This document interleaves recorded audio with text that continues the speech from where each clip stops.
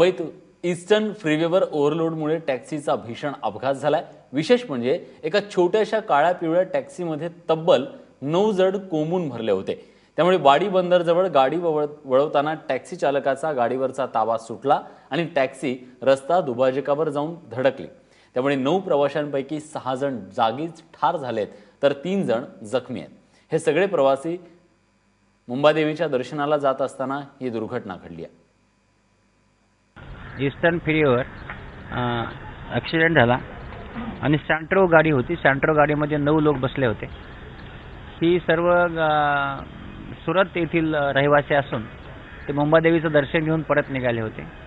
सँट्रो गाडीचा ॲक्सिडेंट झाल्यानंतर त्यामध्ये 6 लोकांचा जागीच मृत्यू झाला आहे। हा ॲक्सिडेंट झाल्यानंतर त्यांना इथे आणल्यानंतर हे सर्वच मृत्युमुखी पडलेले होते।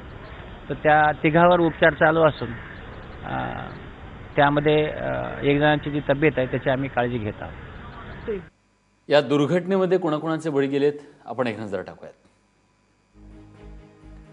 हे सगळेजण सुरतचे असल्याचं कळतंय। अनंत वर्मा 35 वर्ष, हरकेश वर्मा 45 वर्ष, राजेश्री वर्मा, रागिनी वर्मा,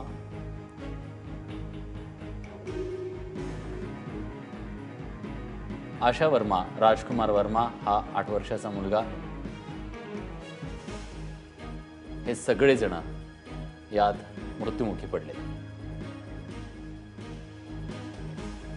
आणि यात 3 जण जखमी आहेत। त्यात विनय वर्मा, रवी वर्मा, मंगरू वर्मा टॅक्सी ड्रायव्हर, हे सगळेजण जखमी आहेत।